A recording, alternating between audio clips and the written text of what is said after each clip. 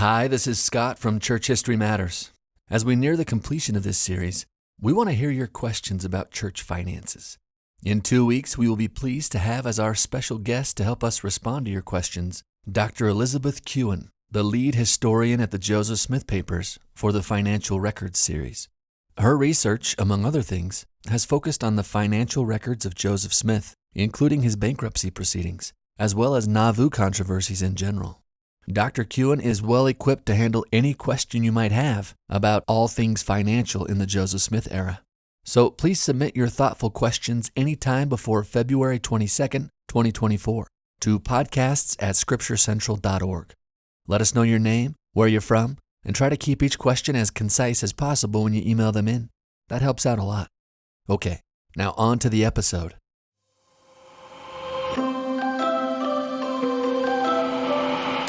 Zion has been defined as God's people being of one heart and one mind, dwelling together in righteousness, and having no poor among them. Since Joseph Smith's day, Latter-day Saints have made continuous efforts toward this Zion ideal, including not only assisting the poor and needy, but going even further to help them eliminate poverty from their lives by becoming self-reliant. In today's episode of Church History Matters, we want to trace the fascinating story of our current church system for helping the poor, beginning at its origins where it was serendipitously born of necessity in the mind of a stake president amidst the Great Depression, to its current multi-pronged offerings where, though most of it goes unseen, it quietly blesses countless lives. I'm Scott Woodward, and my co-host is Casey Griffiths, and today we dive into our 5th episode of this series, dealing with consecration and church finance. Now let's get into it.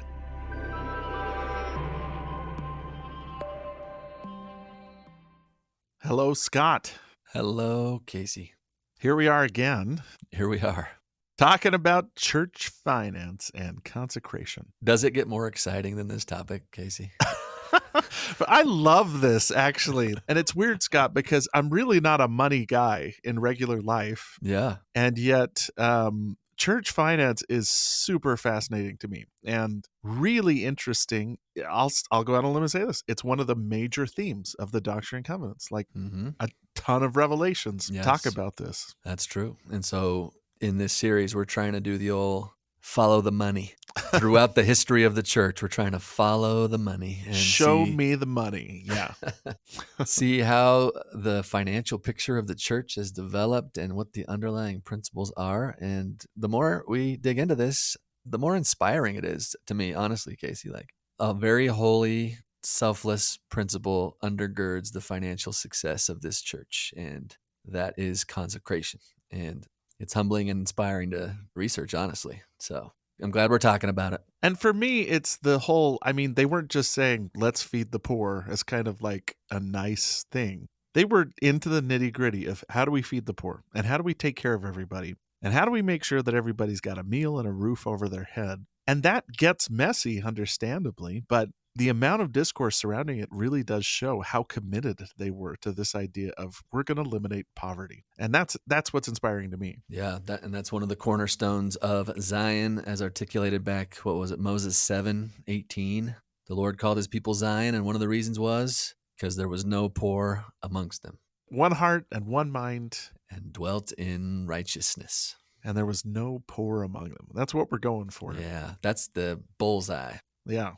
One heart, one mind. We got to make sure everybody's taken care of too. And we've been tracing the story from its origins right around the time that scripture in Moses that we quoted was received. And today we're going to try and carry it up to the present and talk about what the church is doing to consecrate now. So that's a big story. And maybe we ought to recap a little bit in case you're just joining us, what we've already talked about. Yes. All right. May I? Shall I? Fire away. Okay, so here is the recap of our series so far. So if we step back and look at the big picture, the overarching big picture principle of consecration is this, basically. Zion, God's kingdom on earth, will be built up on the earth in preparation for the Savior's coming, only to the extent that church members and leaders freely give of their time, talents, and money. That's big picture. Yeah. And I got to say that freely giving our time, talents, and money, that's really at the beating heart of consecration, isn't it, Casey? Yeah. Just backing up what you say, it's holistic. It's partially about money, but it's a lot about resources, time, and talents as well. So think about it like this in its simplest terms, anytime we freely give of our time to build up God's kingdom in any way, we are consecrating. Anytime we voluntarily give of our talents to build up God's kingdom, we are consecrating. Anytime we freely donate our money to the church to build God's kingdom in some way, we are consecrating, right? Those are the guiding principles. Yeah. These haven't changed, but as we pointed out in previous episodes, the way we've been formally invited to practice these principles on a personal level has changed from time to time. This is especially true when it comes to donating our money. So the original approach that was outlined in 1831 in D&C 42 was an invitation for church members to legally deed all of their property to the church and then to receive back in the form of a legal lease all that they and their family needed and wanted as agreed upon by them and the bishop. This was called their stewardship. And as they wisely used their stewardship and produced a surplus, meaning more than meets the needs and wants of their family, they would legally then deed that surplus to the church from time to time to go into what was called the bishop's storehouse. And the bishop could then use whatever was in the bishop's storehouse toward lifting the poor out of poverty and purchasing church land and properties, etc., right? Yeah. This was the way. This was the church's first formal system for financing the cause of Zion, right there.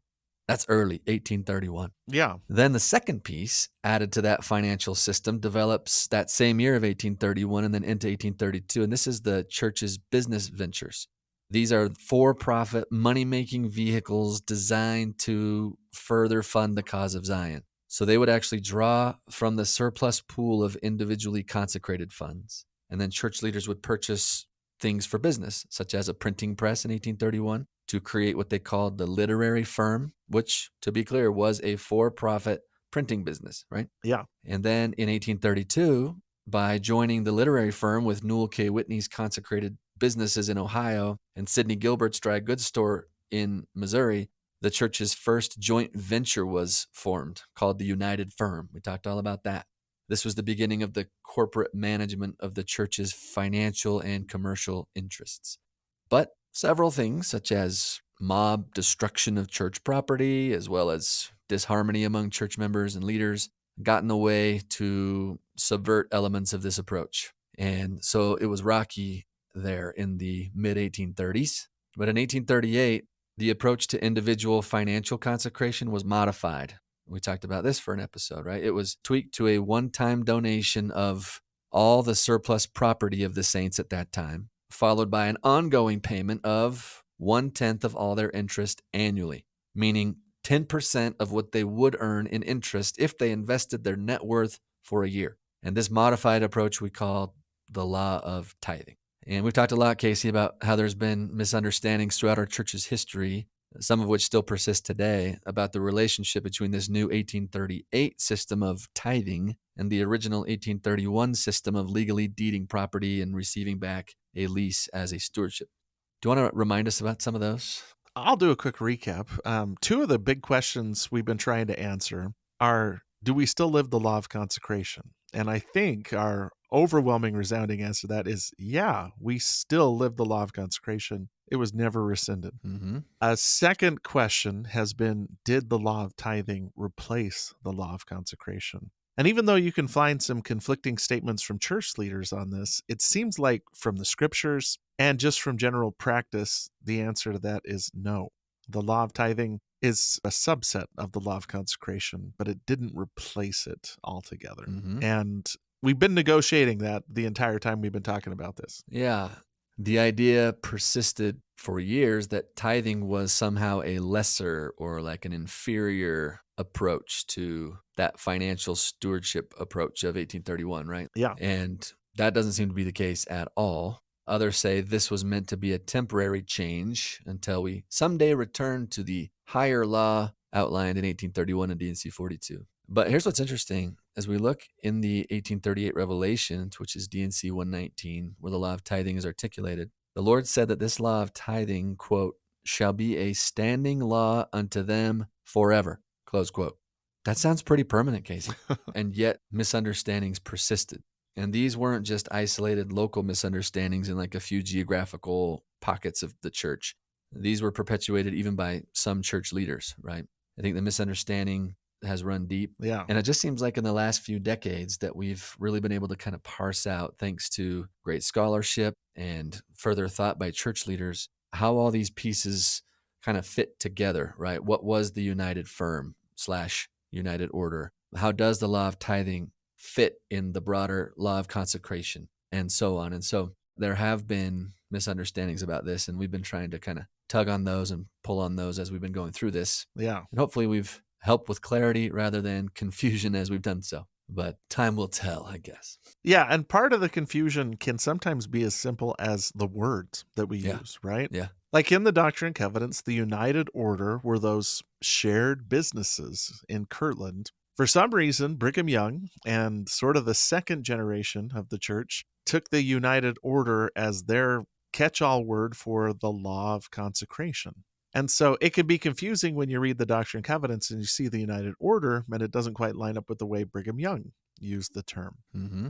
That's okay. And he seems to have kind of set the linguistic pattern for what followed in the next 100 years. Yeah, into the 20th century until, like you said, Max Parkin published his article where he sort of sorted all this out. Shout out to Max Parkin. Until Max Parkin came along, it was a little ambiguous, but what a clear thinker and what a great article. We've referenced it before. Let's just link it again to this episode's show notes. We'll link it again. Absolutely. But I guess we need to say one more thing as well, that this transition from this financial system of consecration with stewardship to this approach with the consecration of tithing as the way of financing the needs of the church, that transition wasn't a clear linear transition. You know, we talked at length last time discussing some of the overlap in Nauvoo between these two ideas. And then, Casey, you did a great job talking about how groups of saints in several cities in Utah lived some types of hybrids of both of these systems at the same time. Yeah.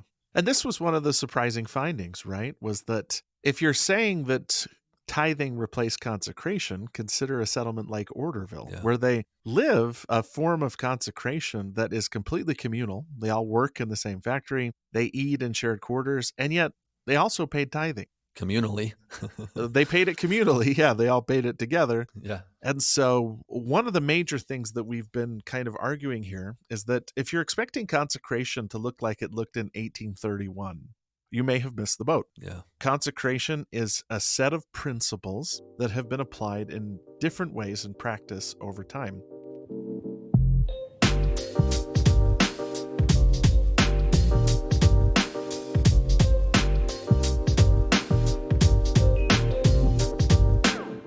The question that we've kind of arrived at today is, all right, you guys are saying we still live the law of consecration. What does it look like in our time? What does it look like today? Yeah.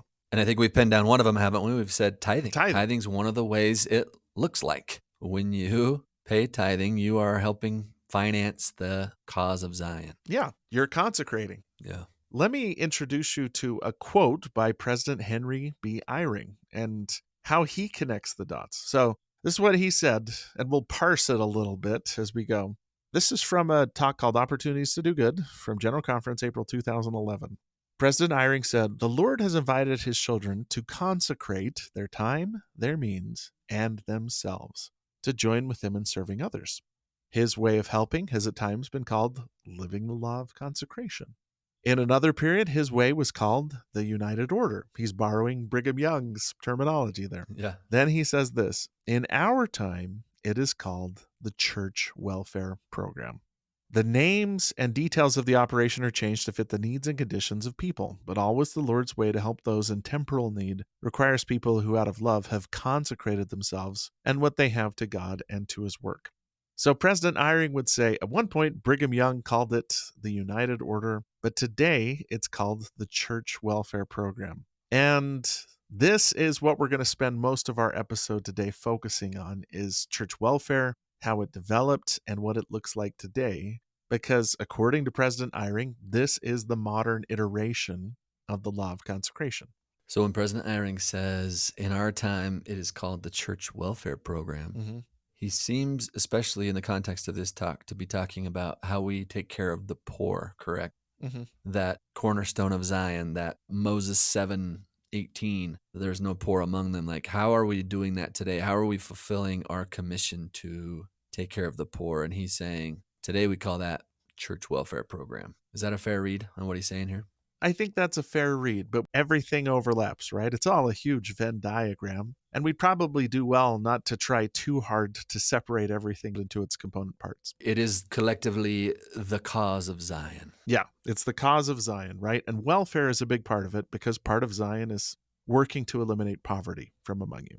Okay, so let's talk about welfare then. So let's pick up the story. When last we left the Saints, they were engaged in a conflict with the United States government that almost bankrupted them. And we talked about this last time, but they had to sort of re-emphasize tithing at the beginning of the 20th century just to get the church back on firm financial footing. And that governmental pressure was the Edmunds-Tucker Act during the time period of the ending of plural marriage in the church, correct? Yeah, the battle over plural marriage was not just a battle over plural marriage. If you look at the legislation the United States passed, it was a battle over the temporal control that the government felt the church had. So the government was out to eliminate plural marriage, but also to eliminate the forms of consecration that the saints were trying to introduce in the 19th century. And it worked.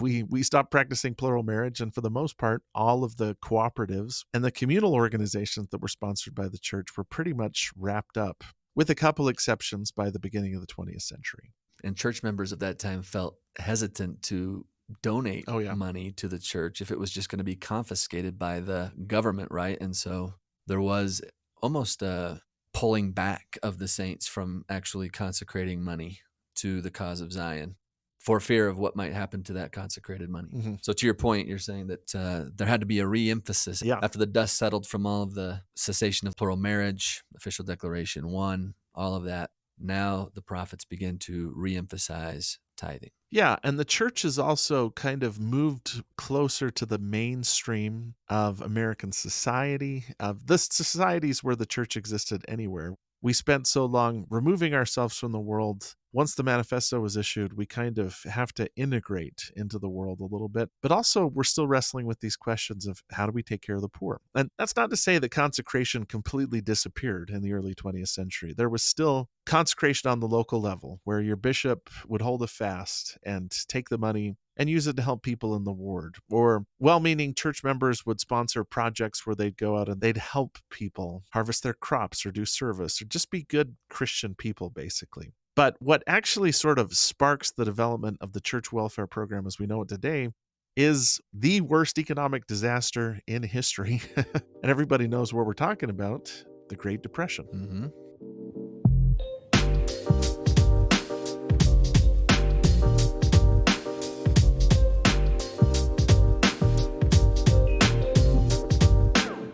Just to contextualize things, the Great Depression sometimes is depicted as springing wholly upon everybody. There was Black Tuesday, and then the economy crashed, and everybody's in bad straits. But actually, in the Intermountain West, which is where the church was primarily located during this time, we already were having a hard time. You know, the Roaring 20s were not roaring for people that lived in the West. We were already struggling for a number of reasons. And when the Great Depression hit, it just sort of made things worse. So some stats indicate that during this time, you know, up to a quarter of Latter-day Saints were out of work and they were struggling. And church leaders were supportive of FDR and the New Deal and all this stuff they were trying to do to get people back on their feet. But they also felt like, what can we do? And church welfare is one of those great examples of a program that didn't necessarily come from the top down, but from the bottom up. From an innovative stake president, correct? Yeah, we had some stake presidents that were sharp, in particular, a guy you may have heard of named Harold B. Lee, who was the president of the Pioneer Stake in Salt Lake City. And he starts to launch a whole bunch of programs to get everybody back to work. And part of his emphasis, too, was, hey, even if we don't make money, it makes a person feel better to work. It helps them maintain their dignity. Yeah, the whole Deseret, the whole beehive thing, the whole let's get to work, work will win when wishy-washy wishing won't sort of attitude. So President Lee, for instance, sets up a storehouse. Again, this is Consecration 101. pool your resources, put everything in a storehouse where if you're really needy, you can come in and get food and commodities. President Lee and his counselors purchased warehouses, they purchased a farm, they purchased a bunch of enterprises, and they sort of launched this program to help the people in the Pioneer Stake do this. And Pioneer Stake is downtown Salt Lake. You can still even see some of the structures that President Lee built under this program, but the leaders of the church see what this energetic young stake president is doing, and they think, we like the cut of this guy's jib. Let's take some of his good ideas and spread them around. And so one of the things they did was they invited President Lee to actually publish an article where he explained what they were doing. And President Lee, even though he's a great innovator, is careful to say, I'm not really innovating. I'm going back to basics here. This is what he says, and I'll quote it. He said, "The church security plan is not something new to the church. Neither does it contemplate a new organization in the church to carry out its purposes, but rather it is an expression of a philosophy that is as old as the church itself, incorporated into a program of stimulation and cooperation to meet the demands of church members in the solution of present-day economic problems." So he's basically saying, this isn't new, this is old. Mm-hmm. At its origins, this is a modern application of the law of consecration, which is what we've kind of been arguing here, right? Yeah. Gathering together the surplus of church members' food and commodities into a storehouse to take care of those who didn't have enough. Mm-hmm. That sounds pretty Doctrine and Covenancy. It's pretty good, Yes. right? It doesn't hurt that Harold B. Lee is one of the great students of the scriptures in the church, that he's very, very familiar with the Revelations, especially the Doctrine and Covenants. If you look at his talks, this guy likes the Doctrine and Covenants. Mm-hmm. Well, while he is working from the ground up, church leaders notice and decide, let's figure out a way to do this from the top down. So there's a brand new counselor called into the first presidency named J. Reuben Clark, who is incredibly gifted, worked in the State Department of the United States for a long time, also was a U.S. ambassador to Mexico, who's called as a member of the first presidency. And we don't always acknowledge this, but you can't just leapfrog the entire quorum of the 12 and go straight into the first presidency, which is what he does. So he was not an apostle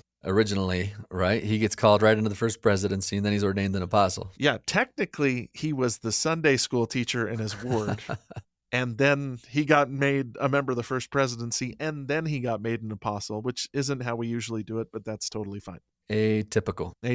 So he is eventually ordained an apostle, but he's brought in, and basically the first presidency meets with Harold B. Lee. In fact, we have a record here, April 18th, 1936. First presidency met with Harold B. Lee, who later wrote, President Heber J. Grant said he wanted to take a leaf out of the Pioneer Stakes book in caring for the people of the church. He said nothing was more important for the church to do than to take care of its needy people. And that so far as he was concerned, everything else must be sacrificed so that proper relief could be extended to our people.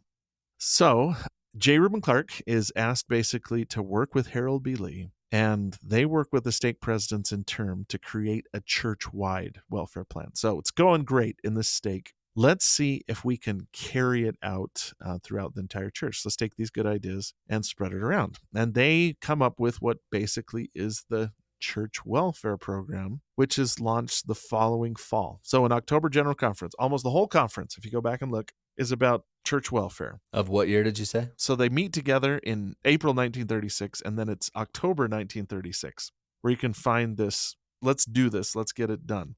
First presidency even makes a splash by basically saying, quote, the real long-term objective of the welfare plan is the building of character in the members of the church, givers and receivers, rescuing all that is finest down deep inside of them, to bring to flower and fruitage the latent richness of the Spirit, which after all is the mission and purpose and reason for the being of this church. So they're saying, hey, even if you're not in dire straits financially, this is something that's going to bless a giver and a receiver. That if you can do this, and if we can work to solve this problem of poverty, just kind of shows that this golden thread of church leaders saying we're serious about eliminating poverty was not forgotten once we became a little bit more integrated into the societies that we exist around us. And something about giving and receiving can strengthen that sinew in the soul, the celestial sinew, to help you become the kind of person that would be a fit citizen in Zion, right? Yeah. And there's something about the giving and receiving spirit that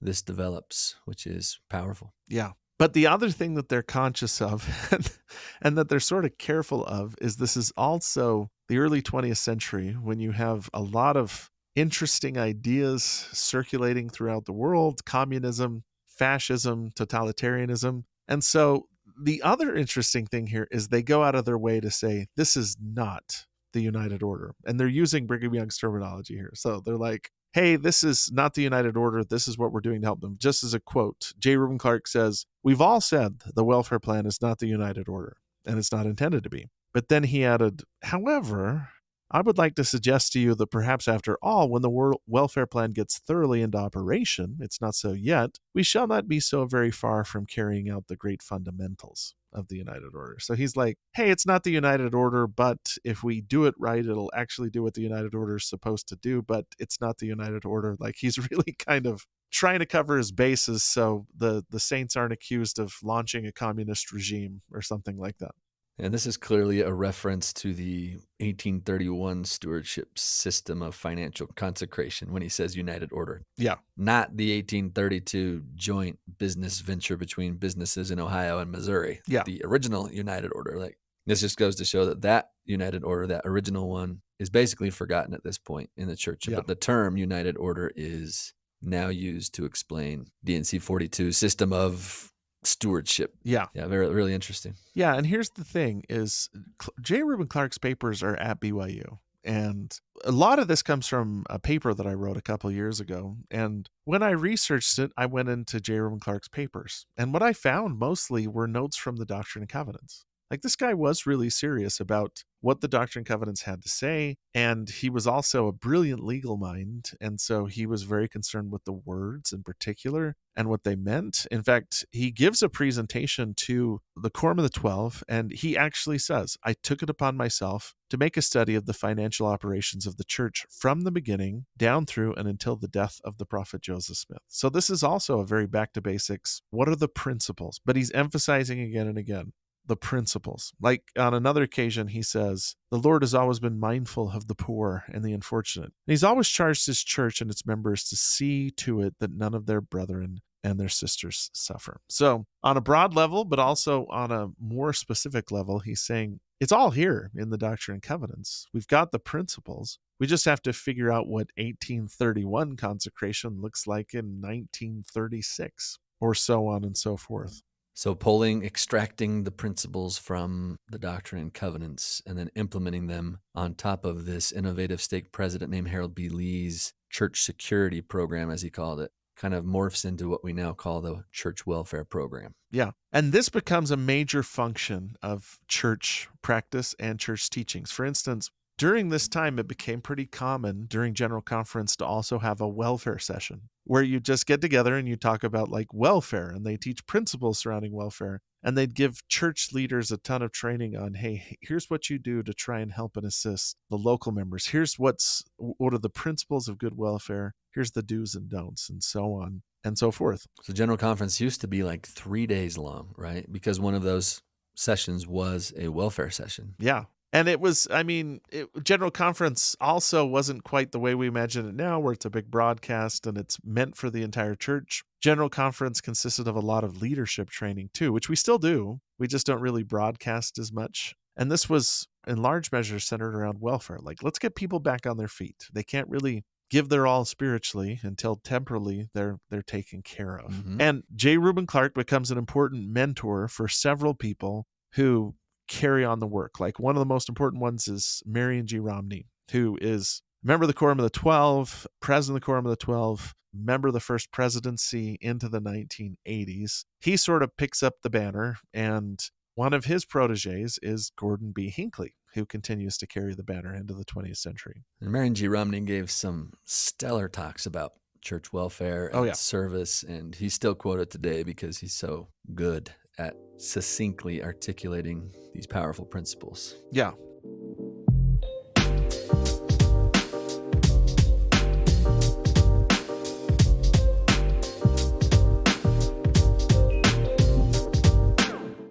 So let's say you're attending General Conference and you're in a welfare session. Mm-hmm. This is from the 1966 welfare session. President Romney got up and exhorted the men of the priesthood to, quote, live strictly by the principles of the United Order, insofar as they are embodied in the present church practices, such as the fast offering, tithing, and welfare activities. Whoa, whoa, whoa. We should stop right there. That's a little glimpse into his lexicon. Mm-hmm. He's using united order to mean the fast offering, tithing, and welfare activities. Yep. And that's helpful. Continue. Okay. Then he says, through these practices, we could, as individuals, if we were of a mind to do so, implement in our own lives all the basic principles of the united order. So by this point, it's progressed to the point to where they're not saying it's not the united order anymore. They're saying these are the principles of the united order, and everybody can implement them in their life. But they're also admitting that the united order, as in 1831, consecration, is going to look different in our time, and the principles are what matter. For instance, in 1975, Elder Romney says, the procedural method for teaching church welfare has now changed, but the objectives of the program remain the same. Its principles are eternal. It is the gospel and its perfection, the united order toward which we move. So, yeah, that is honestly how it kind of evolves. Mm-hmm. By the time you get to the 1990s, and Gordon B. Hinckley, who is another J. Reuben Clark mentee. Can I share that great quote from President Hinckley? Mm-hmm. Yeah. Where he said, the law of sacrifice and the law of consecration were not done away with and are still in effect. That's a great, unambiguous, clear statement that this is a law we are still to live. Yeah. So in their headspace, they're clearly thinking of church welfare as one of the ways that we live the law of consecration. Mm-hmm. And that would cause me to basically say, there's nothing past tense about the law of consecration. It's still a huge part of what we do in the church, but it is not that noticed. And there's a reason why church members might say, well, we don't live the law of consecration anymore. It's because they don't always see what goes on behind the scenes. Principles haven't gone anywhere, although the systems have shifted and changed, as we've noted. Yeah, and I'll say this. I remember as a kid participating in church welfare, where we'd go out and work on the church farm that was near Delta, Utah, where I grew up. Or I remember working at the Bishop's Storehouse as a youth activity, putting beans in cans and sealing the cans. Number 10 cans. And yep. I got in trouble for writing jokes about, the intestinal effects that beans would have on you on the cans. In fact, I remember my dad, who was in the bishopric, got mad at me because there were more than a few fart jokes made, and some of them may have been written on the cans as they went out to people. The risks of involving youth in church welfare program. Yep. We were free workers, and they got what they paid for, essentially. But that is one part of the story that church members miss. And can I just say this? Part of the reason that we miss it is intentional. It's not something that church leaders broadcast as much. And when you say miss it, you mean miss the modern day operations of taking care of the poor? Yeah, in a ward, to be honest, unless you are the bishop or the Relief Society president, you're probably not aware of all the welfare stuff that's happening in your ward right now. And that is by design. Now, they have expanded a little bit in the last couple of years to where the ward council sometimes will take on a welfare project. And there's the odd instance every now and then where, in my ward, we had an older lady who lived by herself who had 8 cats. And we sent the young men and the young women in to try and help clean up her house. And I think that's church welfare, right? But on a fundamental level, and I hesitate to say this, but I did serve as a bishop. Why do you hesitate to say that? Because it's kind of like saying I was assistant to the president on my mission. I'm not. No, it's not. You said yes to a calling and you were happy to serve. That's right. I'm just not using it as a source of my authority. But the first Sunday that I served as bishop, immediately after I dealt with all the welfare stuff, I remember thinking to myself, we totally live consecration. Look at all the things we're doing. Mm-hmm. Because there were people in my ward who were struggling, and we were helping them with bills. We were helping them get food. We were helping them sometimes hang on to their house, right? Sometimes we were helping them find a new house that they could actually afford. And it took up a significant amount of my time. And outside of maybe the youth, it was the thing that I spent the most time on. Now, maybe my ward was just really poor or something like that. But once every 3 months, at least in my stake, they'd have Bishop's Welfare Council, which actually was just a huge therapy session for all the bishops. We'd get together and be like, oh my gosh, how are you dealing with this? And what's the best way to help these people? And it was completely cathartic to be in the room with the 6 other bishops in my stake. And Those who are in the trenches with you. yeah. And Yeah. then the other person who I commiserated with a lot was the Relief Society president. Mm-hmm. So what church members see is on Fast Sunday, you fast and you miss 2 meals and you pay a fast offering. And the deacons go around and they collect the fast offering, and that's pretty much what you see. Well, they used to. Now they don't even do that. Now you just pay online, right? Yeah. So that money from your fast offerings goes into the Word Welfare Fund.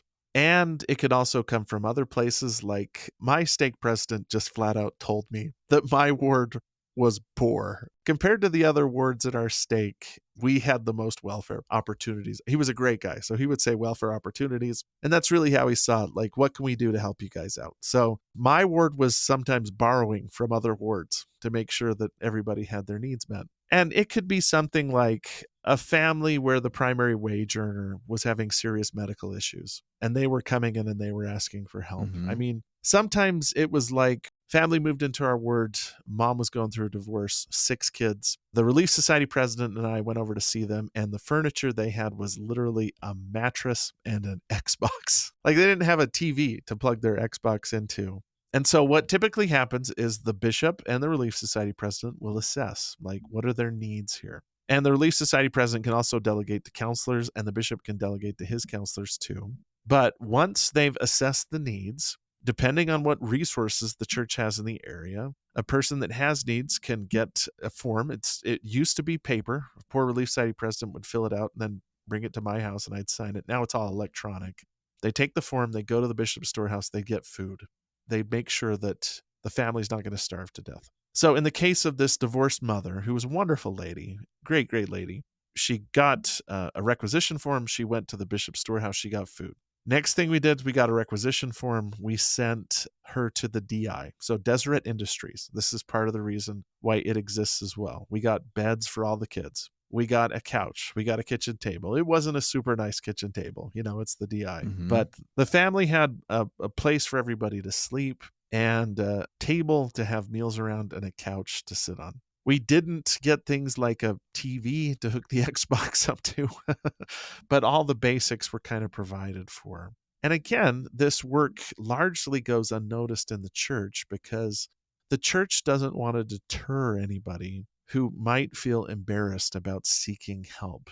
Now, the families that received welfare assistance met with me on a regular basis and met with the Relief Society president, and probably I had more contact with them than any other families in the ward. But I'm happy to say that even though this was some of the most stressful work that I had to do, it was also the most rewarding. Like, it was where you felt like, wow, this is why the church is really vital and helps people. Mhm. And I mean, if we had the resources too, we'd sometimes help non-members. Didn't get a ton of those requests, but every once in a while, yeah, let's get you a meal, let's get you food, let's get you employment. And that's a big part of it too, is that church welfare is a whole kind of network of things. You've got Welfare Square, which if you've driven through Salt Lake is fairly obvious. Big Cannery, Deseret Industries, Bishop's Storehouse, Employment Center.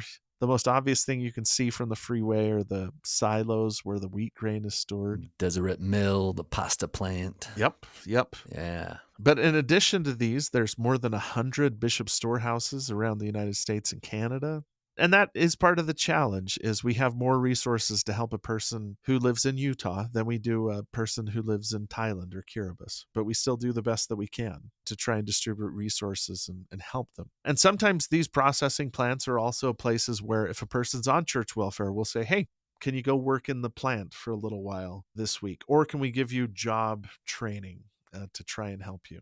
Again, to help maintain that dignity and help them to not just have free handout, right? But to say, hey, let's help you get your feet under you and help you work and have some type of employment in order to kind of qualify for this, right? Yeah. It's not trying to subsidize laziness, but trying to help people get back on their feet and help them to eventually get to the point where they can take care of their own, right? Yeah.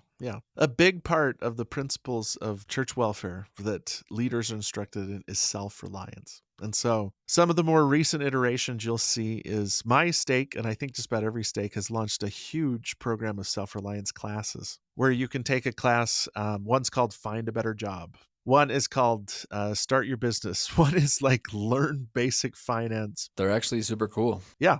Most popular one in my stake is Emotional Resilience, Yeah. which a lot of times they just teach younger people. Like we've had a young women's organization in my stake do the Emotional Resilience course, which basically goes through like, hey, here's how you handle life, and here's how you deal with stress, and here's how you can get better. Part of these is in my stake, we also have a Spanish language ward. And so there's extensive learn to speak English programs so that they can be a little bit more competitive in job markets, that they're multilingual and all those things. All of this is to help eliminate poverty in people's lives. You just have to see that thread throughout all of these, right? Right. Like even the emotional resilience classes. Like if you don't take care of yourself, you don't take care of your own emotional, mental health, then your ability to provide for your family will diminish. Yeah. And so they're all connected, right?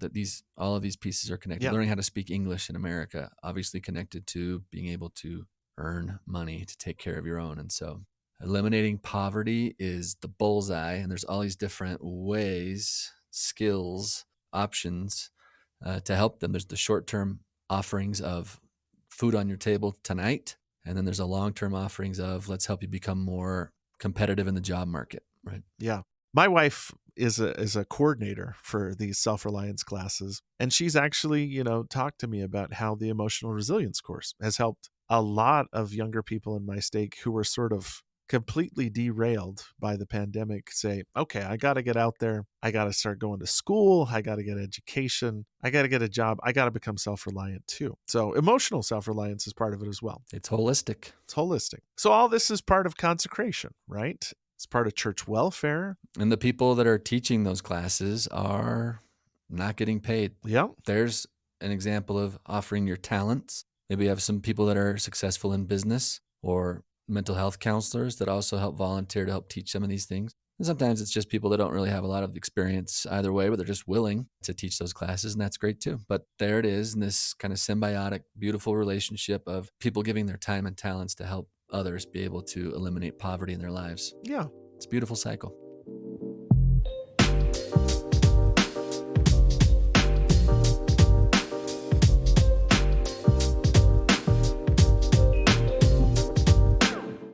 The church has a pretty robust humanitarian services branch. Mm-hmm. You can go to this huge, huge warehouse on the outskirts of Salt Lake City where they have stuff ready to go. If there's a disaster anywhere in the world, we can get people in there. The helping hands, people. Yeah, those helping hands. That actually has a weird connection to my mission. I served a mission in Florida, Fort Lauderdale, and the helping hands thing actually came from the stake president of Fort Lauderdale, Terrence Berry. Hurricane Andrew wiped out this little town called Independence. Mm-hmm. The Latter-day Saints were the first people to arrive, and they had to have a way to identify relief workers versus people that might be looters or taking advantage of the situation. So President Berry went to the local t-shirt shop and said, what's the cheapest color you guys have? And they were like, yellow. And he goes, okay, cool. And they printed Mormon helping hands on a bright yellow shirt, and then they handed it out to all the relief workers. For 2 or 3 months, everybody in the stakes in Southern Florida met at church on Sunday, took the sacrament, went home, got their tools, and went down to Homestead and helped dig their neighbors out. I mean, that's consecration, right? Bam. That's consecration. And that is just a little bit of it. We've got community projects. The church sponsors things to like help new mothers, to provide immunization. The church donated about $1 billion to COVID relief. And that's not me exaggerating, like literally $1 billion. Then on top of that, you got things like family services, which help people with counseling. Like that was, as a bishop, another thing that you did a lot of is somebody would come in and say, hey, I'm just really struggling with my mental health. And as a bishop, you're not equipped to deal with that, but you'd refer them to family services. And family services would meet with them, do a consultation. On another occasion, a couple comes in, they're having issues. Okay, let's get you guys into marriage counseling. You call family services. And if they don't have the means to be able to pay for that, we still want to help their marriage. And so the bishop can cut a check from the fast offering funds, right? That is correct. Like we felt like, hey, it is so much easier to prevent a divorce than to pay for one. It was seen as a great investment for our ward to help these people, if they couldn't afford it, to go to counseling. Help a husband and wife be one heart, one mind, and dwell in righteousness together. Yeah. And again, I want to emphasize that sometimes it was just coordinating efforts. Like the counsel to bishops is if somebody is struggling to make ends meet, first thing to do, are there government programs that can help? The second rung was they asked if people had family that could help. And then once you'd exhausted those resources, you'd say, okay, we can help you. So we tried to walk that line between helping the poor, but also assisting people in being self-reliant. You want to help them, you don't want to enable them, right? Yeah. Which Yeah. reminds me of that verse back actually in Doctrine and Covenants 42. In context of all of this, the Lord says, "Thou shalt not be idle, for he that is idle shall not eat the bread nor wear the garments of the laborer." That's right. Right? In order to receive from those who have plenty, you need to now engage in some type of work yourself, right? Don't be idle. This isn't meant to enable and keep people in poverty so that they continue to have an open hand to receive. Eventually, we want to get people on their feet, enable them to become contributors, participants in helping alleviate the poverty of others. That's right. Thou shalt not be idle. Yeah. That's one of the key principles of helping the poor to rise out of their poverty. Yeah. And I mean, you don't see this side of things. For instance, if you've ever been to Deseret Industries, you've probably just noticed the fine clothes and books or whatever. There's some really good books for really cheap. Yeah.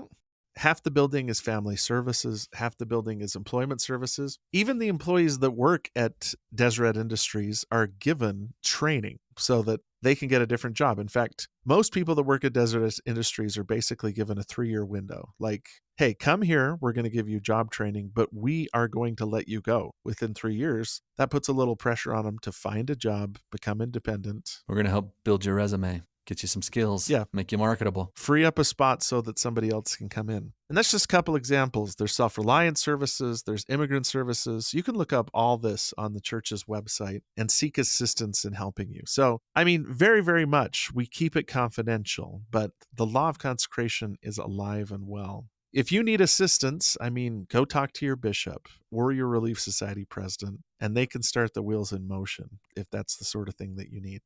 Wow. Think about this, Casey. All of this grew out of several sections in the Doctrine and Covenants.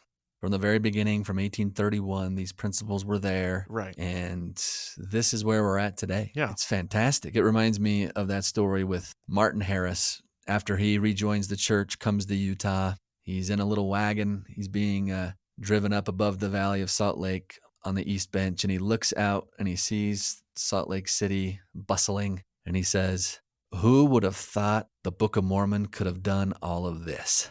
You know, I always smile. I'm like, well, just wait 100 years and you'll see what the Book of Mormon can do, Martin Harris. Mm-hmm. But as I step back and think about everything you just went through with all the different ways we try to help people, immigrant services, self-reliance services, the Deseret Industries, family services, humanitarian services, the people in your ward, people around you that can get assistance from the bishop and from your fast offerings. And for you to be able to do that, like all of that, you put all that together and you just want to step back and say, who would have thought the Doctrine and Covenants could have done all of this, right? Think about how many people have been blessed because of these revelations in the Doctrine and Covenants. Yeah. And then creative people, thoughtful people like Harold B. Lee, like J. Reuben Clark Jr., were combing through the revelations, gleaning the principles, and then kind of thinking creatively about how can we implement these with the tools that we have today to help bring about the purposes that were originally articulated here. Like, how can we innovate within the boundaries of those original principles? And here we are today, benefiting from that personally, both as givers and receivers, and watching a lot of people be blessed. Yeah. And not seeing, as you said, a lot of people be blessed because it's so quiet and it just kind of happens behind the scenes, gently, softly, but persistently. It's pretty amazing. It's a little miracle. Yeah. And maybe I can just close with a quick story. I just kind of want to personify this. So this lady has passed away. But in my ward, when I was serving as bishop, there was a lady who lived completely by herself. This was the lady with all the cats that I mentioned earlier. Mm-hmm. She had no family. Her husband had passed away a few years before. And, you know, she had trouble making ends meet. So we helped her with bills. She was also living alone and not in the best health. And she had a very great ministering sister who lived next door, who would check on her, take care of her. One day, the ministering sister got a bad feeling and went over. And she had a key. That's how close they were. She had a key to get into her house, went in and found the lady on the floor. She'd just fallen while she was taking a shower, been on the floor for 11 hours. She would have died if the ministering sister hadn't been in tune and gone and helped her. Well, as time went on, her health was really deteriorating. And so as a ward, we'd go in and do service projects. We'd mow her lawn. We'd clean up her house. We'd try and help her with groceries and bills. But eventually it got to the point to where I just said, I don't think you're able to take care of yourself. Can we help you get into a facility where you can get assistance? And she agreed, and the whole ward pretty much showed up to help her clean out her house. And this is a lady who, like I said, wasn't super able to get around. And so years and years of stuff going back, we put in a storage unit. We took care of, we got her into a home. Now, flash forward a couple years, and I was teaching a class when I got a call in the middle of class, and the caller ID said Utah Valley Regional Medical Center. And when you get a call from the hospital, I mean, even if you're in the middle of a class, you stop. Yeah. I came out, and a voice on the phone said, "Is your name Casey Griffiths?" I go, "Yeah." They said, "There's a person here," and they said her name. And she's not very well, but she did say your name. Can you come and help us with her? So I went down to the hospital, and they basically said, "Do you know any of her family?" And I go, "I've met one cousin, and I have his contact info, but he lives on the West Coast. So nobody can really be here." And the doctor said, "She's probably going to go tonight." And so I went in. She wasn't really able to talk, but I said, "Would you like a blessing?" She nodded her head. And so I turned to the intern, and this would probably only happen in Utah Valley, but I was like, "Is it okay if we give her a blessing?"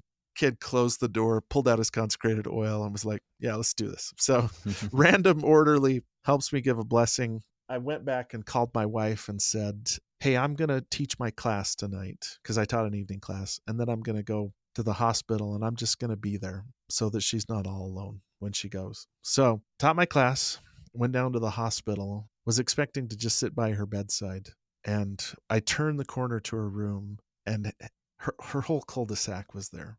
Like these 3 or 4 great families from the word. And I don't even know how they found out, but everybody just decided to show up. And by this point, she was comatose. She was non-responsive, but everybody sat there and held her hand and talked to her. And about 11 p.m., I said, "Hey, if you have young kids, go home. We'll stay." And me and the Relief Society president, her husband, and her best friend, we all stayed. And we sat there talking in the room, listening to her breathe. Like we'd pause every few minutes to listen and see if she was still breathing. And finally at 3 a.m., I said, "You guys have families. My work isn't very far from here. I'll just stay." So sent them home. And I fell asleep. I woke up at about 6 a.m. and I didn't hear any breathing. So I walked out and told the nurse that she passed away. Now, this lady had nobody. We got her a little plot. We got her a little headstone. We got in touch with her cousin, and he was able to come up and close out her affairs. But I don't know if anybody would know this lady existed if it wasn't for the good people in my ward. And put that all together, and that's consecration, right? This lady would have been lost to the universe and gone from this world a lot sooner if it hadn't been for the dedicated, consecrated members of the ward I lived in. You just can't live through something like that and say that Latter-day Saints don't live up to their principles. Like, that's just really incredible. Thanks for sharing that, man. That's pretty touching. What a cherry on top, Casey. Thanks for bringing that. And I think we should just end right there. Let's end right there. We'll mention we do have one more episode. Yes. Where we're going to do controversies. So you want to talk about City Creek Mall, the $100 billion nest egg, and all that stuff we'll talk about next time. That's what got us into this whole series to begin with, isn't it? Yeah, but it's been a different journey than I anticipated. A delightful one, but different. Yeah. So next up, church financial controversies. That's right. Stay tuned. Thank you for listening to this episode of Church History Matters. Next week, we dive into the heart of a few recent financial controversies of the church, including the City Creek Mall, a purported $100 billion fund, and a multi-million-dollar fine the church paid to the SEC in 2023. It should be interesting. If you're enjoying Church History Matters, we'd appreciate it if you could take a moment to subscribe, rate, review, and comment on the podcast. That makes us easier to find. Today's episode was produced by Scott Woodward and edited by Nick Galletti and Scott Woodward, with show notes and transcript by Gabe Davis. Church History Matters is a podcast of Scripture Central, a nonprofit which exists to help build enduring faith in Jesus Christ by making Latter-day Saints scripture and church history accessible, comprehensible, and defensible to people everywhere. For more resources to enhance your gospel study, go to scripturecentral.org, where everything is available for free because of the generous donations of people like you. And while we try very hard to be historically and doctrinally accurate in what we say on this podcast, please remember that all views expressed in this and every episode are our views alone and do not necessarily reflect the views of Scripture Central or the Church of Jesus Christ of Latter-day Saints. Thank you so much for being a part of this with us.